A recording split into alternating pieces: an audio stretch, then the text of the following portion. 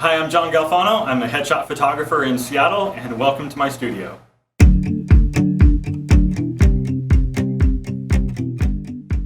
So today, I'm going to show you the lighting setup that I use when I'm photographing guys. The setup that I use for women is a bit different, so I'm going to cover that in another video. So today, it's all about lighting up the guys. Okay, one thing that I do want to point out is that you don't need a ton of space for this. My studio space is pretty small. I'm on the second floor of an office building, and my studio space is only 500 square feet. And really, I'm only shooting in half of that. So years ago, I was shooting natural light headshots on black and white film. But trying to schedule shoots outdoors in Seattle got really difficult. So the setup that I'm using today in the studio has kind of morphed into what it is over the last couple of years.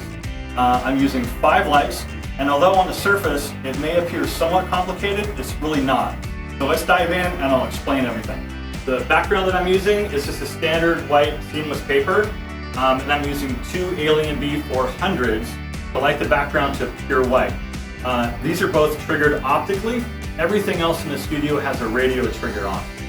From this distance, these are set to about half power, a little bit more than half power, and that gets my background to pure white.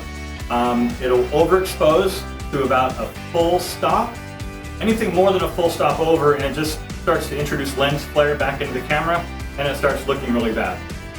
If I want the background to go gray, I just turn these completely off. So for my main lights, I'm using the Chrome RX600s, and I also have the large PhotoFlex strip boxes. For the kicker lights, I'm using another RX600 in a small Rotolux strip box, and I have the front cover removed. So as you can see, I have him pretty close into this main light. This other light here on the stand, I have it loose so I can swivel it in and out to add fill. Okay, this is a really flat looking shot, and as I move this out, it puts his other side into shadow. And so I'm kicking, as you can see, I'm kicking this side with the kicker light in the back. And so this light, I pretty much give non-stop direction the entire time. So he's going to be moving around in there quite a bit. So as I move him, I'm swiveling this light in and out, giving me just the amount of shadow that I want.